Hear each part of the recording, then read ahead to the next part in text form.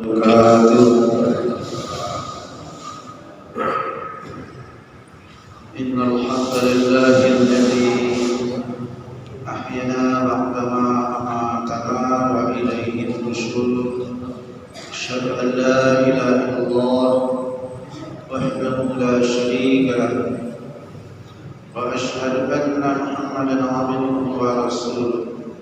اللهم صل وسلم وبارك على سيدنا محمد وعلى آله وصحبه ومن والاه. Hadratul Muhtamin, para alim, para ulama, para ustaz, Abu Syekh Syahidul, Sayyidina Al-Quran. Mudah-mudahan beliau selalu sehat dan semakin rahmi beliau, sehingga insyaallah kita bisa selalu bersama beliau dan memberikan ilmu dari beliau. Bapak Ibu jemaah sekalian berbahagia, kembali kita bersyukur kehadiran Allah Subhanahu wa taala yang mana pada pagi Ahad subuh yang penuh berkah ini kita kembali dapat melaksanakan salat subuh secara berjamaah di masjid yang kita cintai ini. Mudah-mudahan seluruh rangkaian ibadah yang sudah kita tunaikan semoga diterima dan ridho Allah Subhanahu wa taala. Selawat kepada baginda Rasulullah sallallahu alaihi wasallam. Qaulina Allahumma shalli ala sayyidina Muhammad wa ala ali sayyidina Muhammad. Bapak Ibu jemaah sekalian berbahagia, mari kita simak kajian disampaikan Ustaz. Dan nanti pada Bapak Ibu yang akan bertanya silakan. Untuk itu waktu diserahkan semuanya kepada Ustaz. Bismillah, tanya terbit sudah datang pada Ustaz. Silakan dengan silakan. Terima kasih.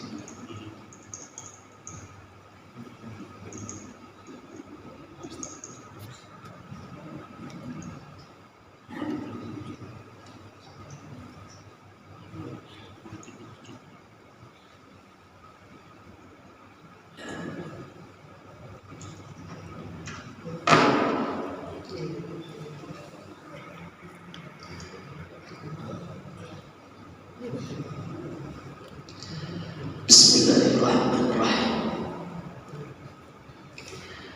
Assalamualaikum warahmatullahi wabarakatuh. Alhamdulillahilladzi khalaqal mauta wal hayata liyabluwakum ayyukum ahsanu amala. Asyhadu an la ilaha illallah wahdahu la syarika lah. Wa asyhadu anna sayyidana Muhammadan rahmatan lil alamin. Allahumma shalli wa sallim wa barik wa karim wa hadzal nabiyyil karim sayyidina wa habibina wa syafi'ina wa qurrati a'yunina wa maulana Muhammad sallallahu alaihi wasallam. Bapak Ibu jamaah salat subuh yang dimuliakan Allah Subhanahu wa taala. Pertama, laisa minna, tidaklah termasuk umatku itu, kata Nabi. Siapa mereka? Orang yang tidak hormat kepada yang tua, tidak sayang pada yang muda. Ayah-ayah kami, bunda-bunda kami, orang-orang tua kita yang hadir duduk bersama kita subuh ini di masjid yang kita cintai ini, mereka orang yang kita hormati dan muliakan. Kemudian yang kita hormati dan muliakan pengurus masjid Jami, Balai Center, Pak Ketua, beserta perangkat-perangkat tak bisa pula disebut satu-satu. Kemudian yang kita hormati dan muliakan alim ulama, ini imamah cerdik pandai, didulukan selangkah, ditinggikan selanting, tak bisa pula disebut satu-satu, yang selalu kita nantikan petuah-petuah nasihatnya, tunjuk ajarnya. Kita doakan kepada Allah, mudah-mudahan tokoh-tokoh masyarakat kita itu, apa doa kita kepada Allah Subhanahu wa taala? Imam Ahmad bin Hanbal mengajarkan kita satu doa. Seandainya engkau tahu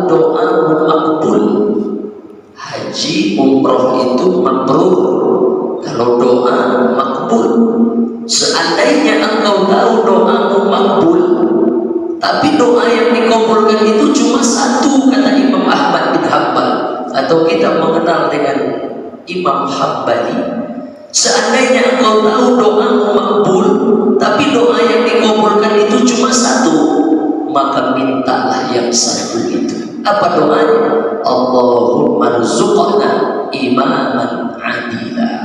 Karuniakan kepada kami di negeri ini ya Allah pemimpin-pemimpin yang adil. Pak RT adil, Pak RW adil, Pak Lurah adil, Pak Camat adil, Pak Wali Kota adil, Pak Gubernur adil, Presiden yang adil, insya Allah. Begitu juga kita doakan, mudah-mudahan pemimpin-pemimpin kita di perumahan kita ini, insya Allah pemimpin-pemimpin yang adil. Amin ya rabbal alamin. Kemudian yang kita hormati dan muliakan guru kita, ustaz kita, buya kita, imam kita, Buya Hafrizon. Alhamdulillah tadi telah memimpin sholat subuh dengan suara yang indah, makhraj yang bagus, tajwid yang benar. Maka insya Allah subuh kita ini subuh yang penuh dengan keberkahan. Amin ya rabbal alamin. Ibu-ibu yang juga ramai datang, alhamdulillah. Ada di beberapa masjid sholat subuh ibu-ibu cuma 4-5 orang saja, tapi tidak di Masjid Jami Baloi Center. Alhamdulillah jumlah ibu-ibu dan bapak-bapak hampir sama banyaknya. Kita doakan kepada Allah mudah-mudahan istri-istri, ibu-ibu, perempuan-perempuan yang hadir ini al-mar'atus sholihah, ibu-ibu yang solihah semuanya. Amin ya rabbal alamin. Tak dapat disebut lagi satu-satu, kecil tak tersebut nama, besar tak pula terhimbau gelarnya. Insya Allah yang hadir pagi ini selepas sholat subuh berjamaah kemudian tidak balik ke rumah. Kalau tak balik ke rumah gimana? Diisi dengan zikrullah, mengingat Allah, mendekatkan hati kepada Allah sampai terbit matahari. Tadi sempat kami tengok terbit matahari, kita menyebutnya dengan syuruk 6.13. Jadi tausiah subuh ini tak lama-lama, singkat saja. Nanti jam 6:10 paling lama kita berhenti 3 menit. Boleh bapak ibu memperbaharui wudhu yang batal wudhu, tapi jangan balik, masuk lagi ke dalam masjid, dapat kesempatan sholat sunat isyraq. Siapa orang yang sholat subuh berjamaah kemudian dia tidak beranjak dari tempat duduknya, makna tidak beranjak dari tempat duduk, tidak balik pulang ke rumah. Bukan berarti di mana tadi dia sholat di situ aja duduk, enggak. Ini bapak-bapak ibu sudah berubah semua di duduknya. Makna tidak beranjak dari tempat duduk dalam hadis itu adalah tidak balik pulang ke rumah. Kemudian dia isi 1 jam itu lebih kurang atau setengah jam itu dengan apa? Dengan zikir kepada Allah. Kalau ada pengajian subuh, dengarkan kajian subuh. Kalau tak ada kajian subuh gimana Pak Ustaz? Bisa kita baca Quran, bisa kita sholawat, bisa kita membaca kalimat-kalimat banyak. Kalimatani, 2 kalimat, khafifatani 'alal lisan, ringan di lisan 2 kalimat ini, tapi besok di mizan kalau ditimbang beratnya luar biasa. Apa itu? Subhanallah wa bihamdihi subhanallahil azim. Itu aja dibaca, subhanallah wa bihamdihi subhanallahil azim, subhanallah wa bihamdihi subhanallahil azim. Apa saja yang mengantarkan hati kita dekat dengan Allah Subhanahu wa taala, zikrullah, tidak cakap-cakap yang tak tentu arah, tidak ngomong-ngomong yang tidak jelas. Selama dia menunggu itu dia isi dengan zikrullah. Terbit matahari 6:13 menit, habis itu dia tegak sholat 2 rakaat, maka nilainya sama dengan haji dan umroh, tambah, sempurna. Bukan berarti yang dapat sholat sunat ini terus besok tak mau haji, tak mau umroh lagi.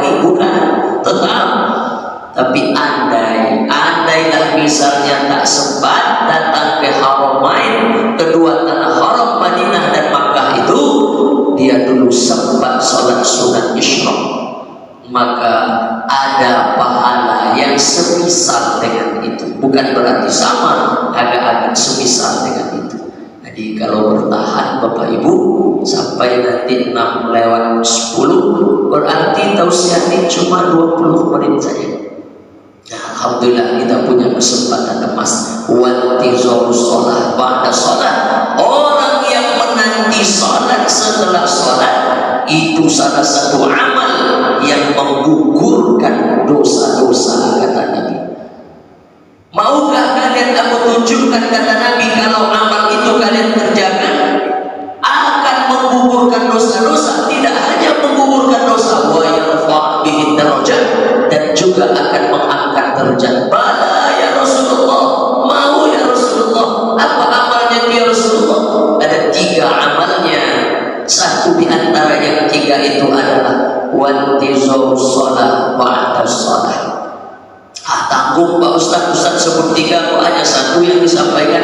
Yang pertama, isbaul wudu anal makari, orang yang tetap menyempurnakan wudunya sekalipun makari, sulit artinya apa? Air sejuk. Kadang orang kalau air sejuk dia wudunya tak sempurna. Jadi kalau ada orang dalam keadaan air dingin, air sejuk, tetap dia sempurnakan wudunya, wajahnya terbasuh sempurna, basuh tangan tetap sampai ke siku, disapu kepala, tetap dia sempurnakan wudunya. Nah, amalnya itu menggugurkan dosa-dosanya, kata Nabi. Wa yarfa' bihi darajat, mengangkat derajat kemuliaan hidupnya. Yang kedua, apa amal yang kalau dikerjakan gugur dosa-dosa kita, diangkat Allah derajat kemuliaan hidup kita? Yang kedua, wa kathratul khutu' ilal masajid, orang yang banyak melangkahkan kaki ke masjid. Yang ketiga, wantizarus shalah ba'da shalah, orang yang menanti sholat setelah sholat. Apa makna menanti sholat setelah sholat? Habis sholat subuh tadi kita duduk sejenak untuk menanti sholat sunat isyraq. Nanti kita nanti juga waktu sholat zuhur. Makna menanti bukan berarti duduk berdiam diri, tidak. Jangan pula nanti bapak-bapak tak datang lagi ke tempat kerja atau tak lagi beraktivitas, ditanya istri, Pak, kenapa bapak tak berangkat kerja? Aku menanti sholat zuhur. Bukan itu. Makna menanti itu apa? Hatinya rindu dengan waktu sholat berikutnya. Banyak orang tak ada rindunya. Habis sholat zuhur berkumandang tak lama setelah itu sholat asar, azan asar. Apa katanya? Cepat kali waktu rasanya. Ini tak ada rindu, kesal yang ada. Orang yang rindu hatinya, begitu azan berkumandang, Allahu Akbar, Allahu Akbar, alhamdulillah, sholat lagi kita.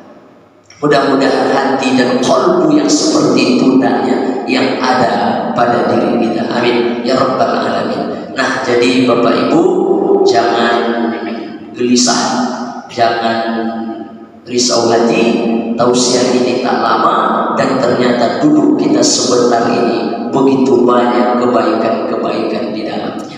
Karena waktu pendek, maka tausiah yang disampaikan pun singkat, tepat, padat, insya Allah. Bapak Ibu jamaah subuh yang dimuliakan Allah Subhanahu wa Ta'ala, hari berubah, bulan berganti, tahun pun bertukar. Belum lagi genap sebulan kita masuk di tahun 2023.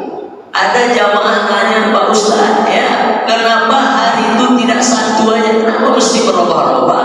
Kenapa bulan mesti berganti? Kenapa tahun juga mesti bertukar? Itu menunjukkan apa hikmahnya, apa nasihatnya bagi kita.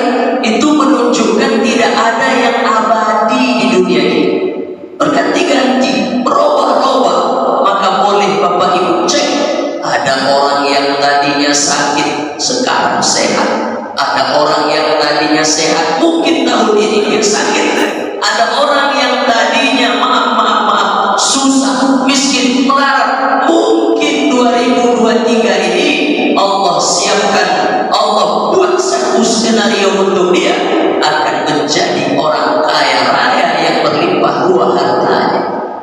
Ada orang yang tadinya kaya raya mungkin sebentar lagi Allah akan cobakan pada dia bagaimana rasanya susah. Ada orang yang tadinya maaf punya pangkat jabatan kekuasaan, mungkin sebentar lagi akan lengser, tak lagi dipilih orang nanti 2024, sehingga tak lagi punya jabatan, pangkat dan kekuasaan. Ada orang yang tadinya biasa-biasa saja, sebentar lagi dia akan Allah titipkan pangkat, jabatan dan kekuasaan. Nudawiluha bainan nas, diputar-putar saja oleh Allah hidup ini. Maka kalau yang kaya, kalau yang hari ini sedang sehat, hari ini roda sedang di atas, jangan sombong. Kenapa? Esok atau lusa bisa saja jatuh, roda itu berputar dan kita sedang ada di bawah. Kalau hari ini kita sedang susah, hari ini kita sedang tidak dalam keadaan yang baik-baik saja kata orang, hari ini mungkin terasa sulit, jangan sedih. Kenapa? Karena esok atau lusa mungkin ini akan dirubah dan kita pun akan merasakan sedang di atas. Itu saja hidup ini. Lalu yang abadi itu apa Pak Ustaz? Yang abadi itu cuma satu, tidak ada yang pasti. Kaya, miskin, sehat, sakit, punya kuasa dan tidak punya kekuasaan, sembuh, itu semuanya yang pasti hanya satu. Apa yang pasti itu? Qul yatawaffakum malakul mautil ladzi wukila bikum summa ila rabbikum turja'un. Kadang di beberapa masjid kalau datang sholat subuh di hari Jumat, ayat ini selalu dibaca oleh imam, surah As-Sajdah. Qul yatawaffakum malakul mautil ladzi wukila bikum summa ila rabbikum turja'un. Yang pasti itu apa?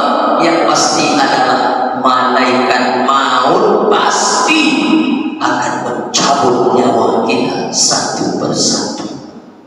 Saya tak tahu di Baloi kalau orang mati kemana diantar. Kami di Batu Haji Segulung kalau mati diantar ke Tepian.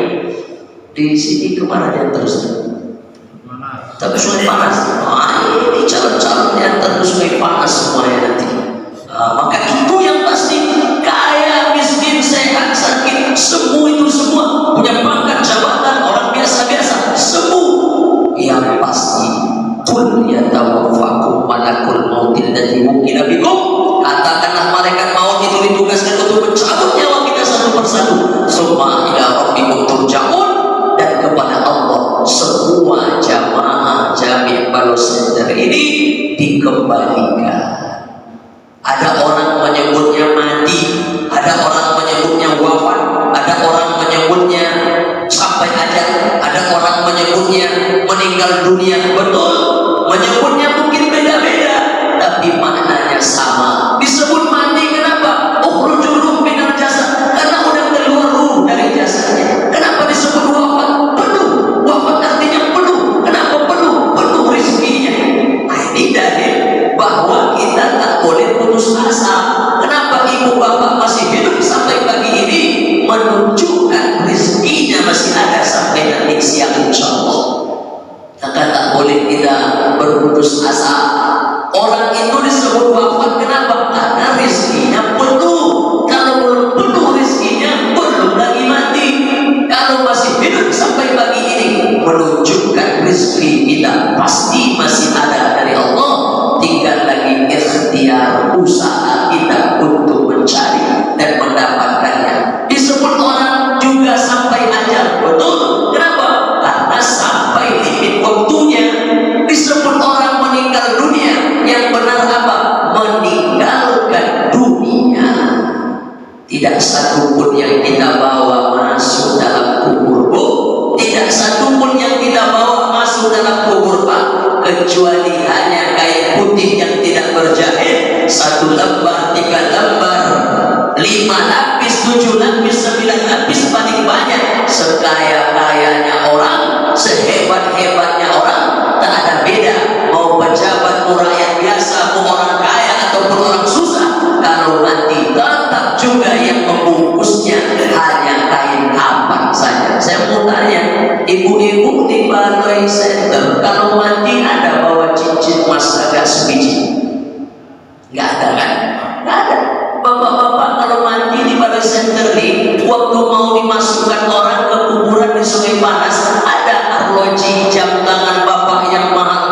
master listrik 4 juta itu dimasukkan orang ke dalam. Tidak ada, semuanya tinggal diperebutkan ahli waris. Baju batik, koko, sarung yang hebat ini pun tinggal, tak satu pun yang kita bawa. Maka apa kata Nabi? Ismasyillah, hiduplah sesukamu, fa innaka mayyit, nanti engkau juga akan jadi mayat. Belum pernah lagi Pak, Ibu, apalagi ibu-ibu nih, mohon maaf, saya udah 3 atau 4 kali menengok orang langsung di Batam sakaratul maut karena anaknya nelpon, Pak Ustaz tolong tengok mak ke rumah Pak Ustaz. Kenapa Pak? Ini sudah 4 jam mak susah kali nampaknya sakaratul maut Pak Ustaz. Saya datang, anak-anaknya sudah nangis-nangis. Kemudian Nabi ajarkan kita lakimu mautakum. Kalau tengok ada orang yang sakaratul maut, bisikan di telinga sebelah kanan, la ilaha illallah. Itulah sebabnya tadi kenapa Buya kita waktu sholat tadi, selesai sholat diajaknya kita semua Allah dzikri fa'alam annahu la ilaha illallah. Kenapa itu kalimat yang mesti harus banyak-banyak kita baca? Orang mati dengan tabiatnya, kata Nabi. Apa yang menjadi tabiatnya? Apa yang menjadi perangainya? Apa yang menjadi kebiasaannya dalam hidup? Matinya insya Allah tak jauh-jauh dari situ. Maka kita mau mati dengan kalimat la ilaha illallah. Maka banyak-banyak baca itu. Jangan cukupkan di masjid, di rumah baca la ilaha illallah, di tempat kerja baca la ilaha illallah. Mudah-mudahan besok kita mati dengan kalimat la ilaha illallah. Apa kata Nabi?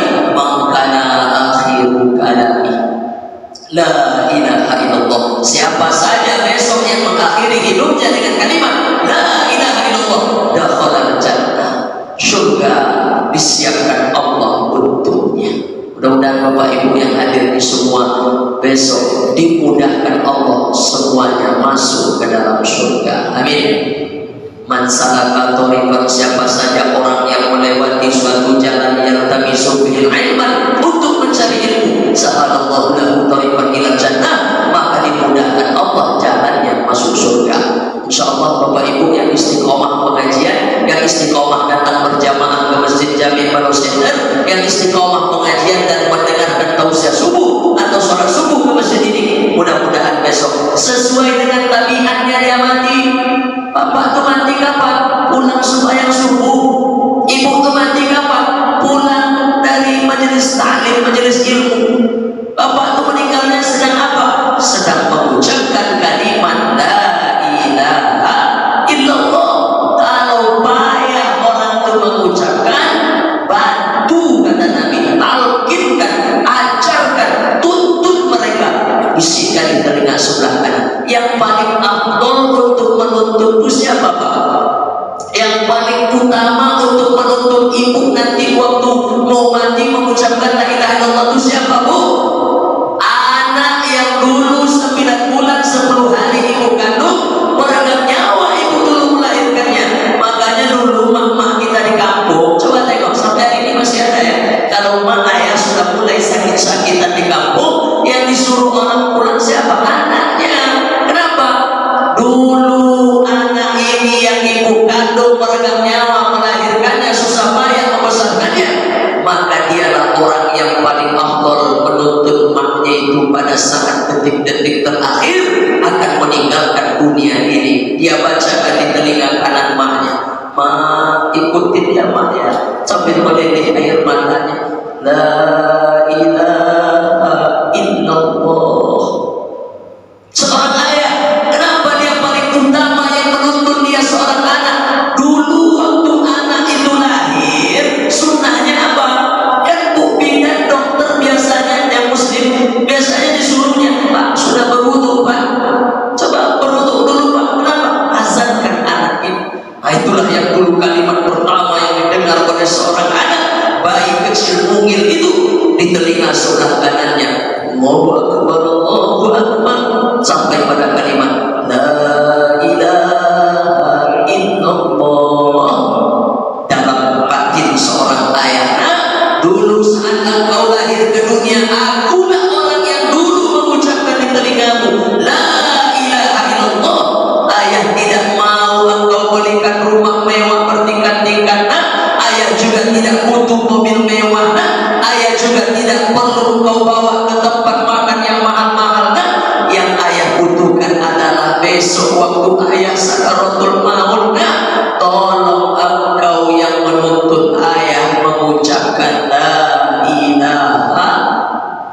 Itu anak-anak yang soleh. Anak-anak yang sekarang gimana? Anak-anak sekarang nampak maknya ayahnya sekrotul maut, sibuk dia memoto-moto. Oh, dikirim-kirimnya ke kawan-kawannya minta doa. Kenapa? Karena dia tidak tahu apa yang harus dia lakukan. Insya Allah mudah-mudahan Bapak Ibu jamaah Masjid Jami' Balai Center, Rabbana hablana minas shalihin, mudah-mudahan Allah berikan anak cucu keturunan yang soleh dan solihah semuanya, amin ya rabbal alamin. Nah, ada seorang istri meninggal, anaknya sudah pada nangis, kami ucapkan di telinga sebelah kanan mantu, la ilaha, suaminya sibuk membuka cincin, membuka gelang. Ibu ada cincin, nah itu cincin masih utuh dibuka bapak aja. Gelang ibu dibuka suami, kalung ibu dicopot-copot semua perhiasan-perhiasan ibu. Untuk apa tuh Pak Ustaz? Untuk mahar, modal kawin lagi. Insya Allah bapak-bapak di sini tidak macam itu. Nah, semuanya dicopot, tak satu pun yang dibawa masuk ke dalam kubur. Maka renungan subuh kita ini adalah karena dengan mengamati situasi kenapa ini berubah, kenapa Pak Ustaz orang itu dulu Pak Ustaz dia kaya, termasuk orang kaya di Batam nih Pak Ustaz. Sekarang biasa-biasa saja. Dulu Pak Ustaz itu orang paling susah dulu Pak Ustaz. Sekarang Pak Ustaz, Masya Allah, dialah orang salah satu donatur, misal donatur masjid itu, donatur masjid. Dulu dia susah tuh Pak Ustaz. Begitu saja hidup ini. Maka yang pasti itu satu saja. Apa tadi Bu? Yang pasti malaikat maut mencabut nyawa kita. 10 menit terakhir. Kalau begitu gimana Pak Ustaz? Dari situlah kita belajar tidak boleh kibrit. Apa kibrit itu Pak Ustaz? La yadkhulul jannah, tidak masuk orang itu ke dalam surga, kata Nabi. Siapa yang tak masuk dalam surga? Maka Nabi mambihi, kalau ada dalam hatinya mithqalul dzarrah, sikit aja, ringan saja, ada dalam hatinya itu min kibrit, kesombongan. Sombong itu apa Pak Ustaz? Ini perlu pula diluruskan. Sombong itu bukan karena baju, sombong itu bukan karena sepatu, sombong itu bukan karena rumah, sombong itu bukan karena kendaraan Anda. Kadang banyak kita disalah kaprah. Pak Ustaz, tengok tuh Pak Ustaz, sombong betul. Kenapa? Ke masjid aja kok macam bajunya ke kondak. Bukan karena baju, sombong itu bukan karena sepatu, sombong itu bukan karena rumahnya yang bertingkat, sombong itu bukan karena kendaraannya yang mewah. Mungkin karena dia butuh itu. Lalu sombong itu apa? Pernah ditanyakan kepada Rasulullah, ya Rasulullah, bagaimana kalau ada orang yang bajunya bagus, sepatunya bagus, apakah dia sombong ya Rasulullah? Nabi jawab apa? Nabi tersenyum terus Nabi jawab, innallaha jamilun wa yuhibbul jamal. Allah itu sesungguhnya Allah itu indah, wa yuhibbul jamal, dan Allah suka dengan yang indah-indah. Jadi jamal artinya indah. Ada jemaah ini namanya Pak Jamal. Ada ibu-ibu ada punya suami Pak Jamal? Enggak ada. Carilah. Maksudnya belum nikah atau nanti dapat menantu namanya Pak Jamal. Jamal Pak Iman. Jamal artinya indah. Jangan pendek. Jamal itu lain lagi artinya. Kalau pendek artinya apa? Unta. Siapa nama bapak itu? Pak Jamal. Berarti Pak Unta artinya. Lalu cara menyebut yang benar gimana? Pak Jamal, indah, ganteng, bagus. Innallaha jamilun wa yuhibbul jamal. Allah suka dengan yang indah-indah. Lalu orang sombong itu siapa Pak Ustaz? Orang sombong itu karena dua, kata Nabi. Yang pertama, batalul haq, orang yang menolak kebenaran. Demi Allah, yakin betul saya, yang duduk mau mendengarkan tausiah pengajian ini tidak satu pun orang yang sombong. Kenapa? Karena orang yang sombong itu dia menolak kebenaran. Saya tengoklah adab Buya kita Ustaz Hafizon, saya tidak ada apa-apanya dibandingkan beliau. Lebih dulu hidup, lebih dulu mengaji, alim ilmu. Saya tahu ilmu beliau bagus luar biasa, dalamnya minta ampun saya. Tapi mau beliau mendengarkan tausiah, mau beliau dulu bersimpuh bersama kita, itu menunjukkan apa? Batalul haq wa ghamdun nas. Yang kedua, jadi orang yang sombong itu kan berdua saja. Kenapa Bapak di waktu bawa talam ada sarapan pagi Pak Ustaz? Ada. Oh, tak boleh tausiah lama-lama. Kalau lama-lama rusak di Bapak Ibu di nanti. Ada ini acara inti. Alhamdulillah ya. Kita doakan kepada Allah Subhanahu wa taala. Saya agak begini mata karena sejak penyerangan di Baitus Syakul Jodoh itu, saya kalau sedang ceramah ada orang yang berlalu lalang, saya langsung grogi.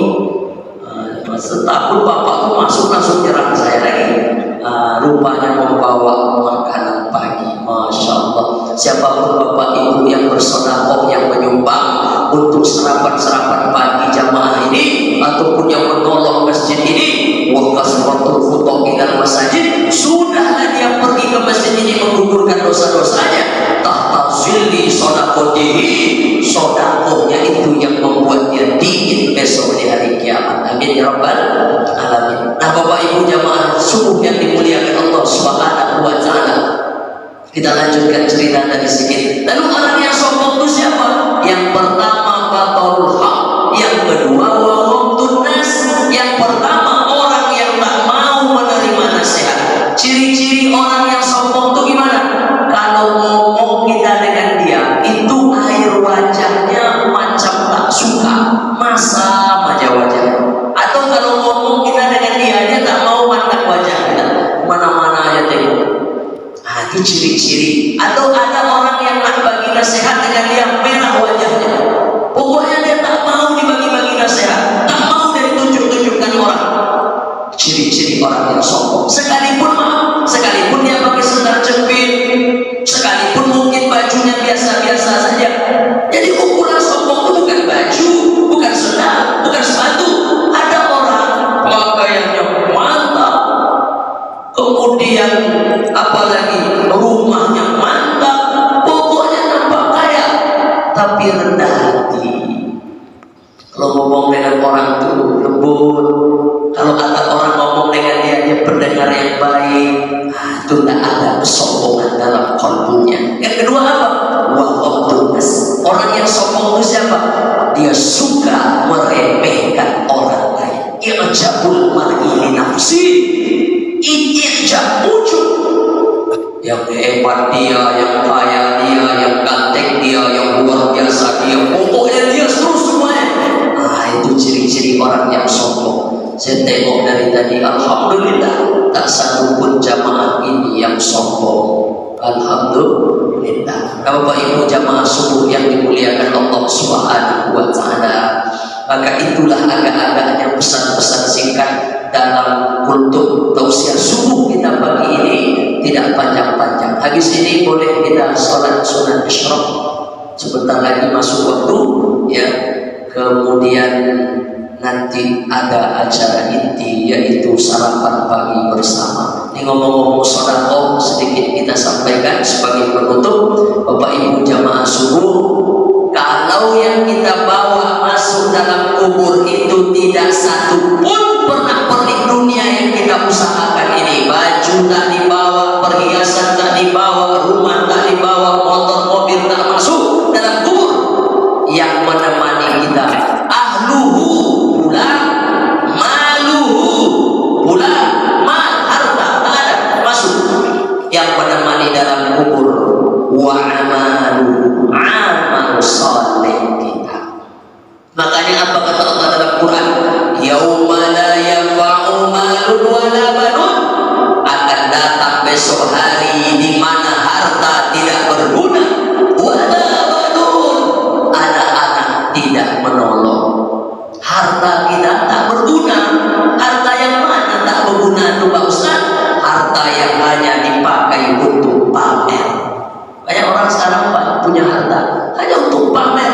Pamer di medsos, pamer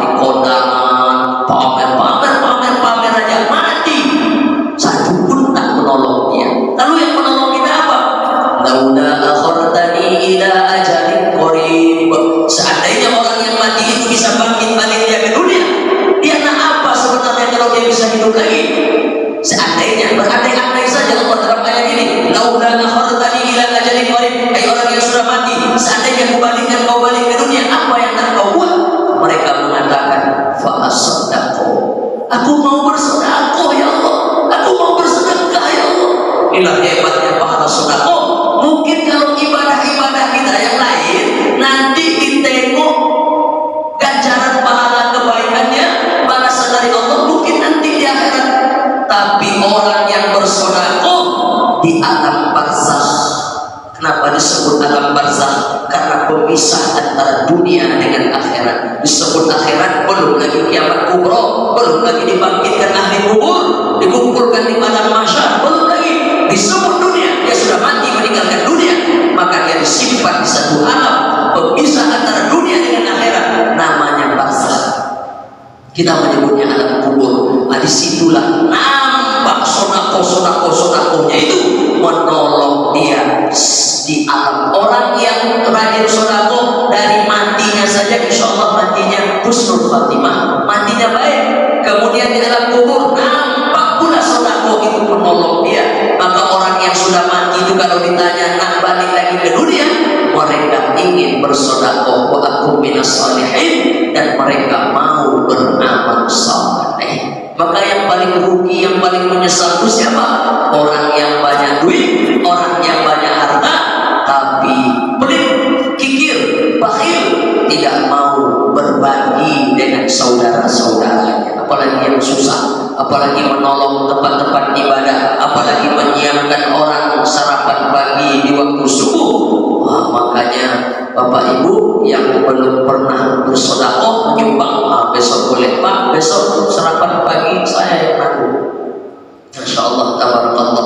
Nah kemudian apa lagi bagi orang yang bersedekah besok dinginnya di hari kiamat, matahari sejengkal di atas ubun-ubun, menggelegar otak manusia, menggelegar. Ada orang, kata Nabi dalam salah satu hadis Nabi sampaikan, ada orang yang meleleh keringatnya terendam dia selutut, ada orang yang meleleh keringatnya terendam dia sedada, ada orang yang meleleh keringatnya terendam sampai hilang badannya di semua, saking panasnya besok hari kiamat. Tak tanggung-tanggung Bapak Ibu. Seorang pun jauh di atas matahari. Jam 2 siang kalau sedang panas-panasnya, coba kita berdiri di fasum atau di mana, agak 1,5 jam. Kalau tidak pingsan, minimal keluar darah di hidung, mimisan. Besok di hari kiamat itu matahari sejengkal di atas ubun-ubun kita, menggelegar otak dalam kepala kita. Tapi di antara orang yang kepanasan meraung-raung itu, ada orang yang tetap sejuk, kata Nabi. Dingin, sejuk aja. Kenapa dia sejuk Pak Ustaz? Kenapa dia dingin? Ada pokok beringin besar besok tempat dia bernaung? Tidak ada. Terus di mana dia berlindung? Nabi menjawab, tahta zilli sodakotihi. Mereka bernaung di bawah sodakohnya masing-masing. Mudah-mudahan sebelum nyawa berpisah dari badan, sebelum malaikat maut menjemput kita satu-satu, mudah-mudahan harta kita, anak-anak yang hari ini Allah titipkan sama kita, didiklah dia dalam ilmu-ilmu agama, tunjuk ajar dia dalam kebaikan, mudah-mudahan menjadi anak yang soleh dan solehah, itu menolong kita besok di hari kiamat. Tapi kalau anak yang hanya sibuk dibesarkan badannya saja, setiap bulan ditimbang, alhamdulillah nambah berat badan 2 kilo, mama senang, papa senang, tapi imannya lemah, akidahnya rapuh, akhlaknya hancur, adabnya buruk, ibu mati, bapak mati, tak menolong sama sekali. Lalu yang menolong kita apa? Illa man atallah bi qalbin salim, orang yang datang menghadap Allah dengan hati yang bersih. Apa makna hati yang bersih? Dipandang secara syariat, hati yang bersih memanglah hatinya tidak berpenyakit, tak ada dengki, tak ada hasad, tak ada iri hati, tak ada dendam kesumat, baik bersih hatinya. Tapi dipandang secara hakikat, apa makna biqalbin salim? Orang yang datang menghadap Allah dengan iman dan akidah yang lurus. Barakallahu laka. Apa doa kita pagi ini? Mudah-mudahan ya Allah, siapapun yang bersedekah dapat keberkahan dari Allah Subhanahu wa taala. Amin ya rabbal alamin. Habis waktu kita Pak Ibu, kalau diteruskan lagi nanti dingin sarapan pagi. Kita sholat sunat 2 rakaat, sholat sunat isyraq di waktu syuruk, kemudian kita lanjutkan dengan sarapan pagi.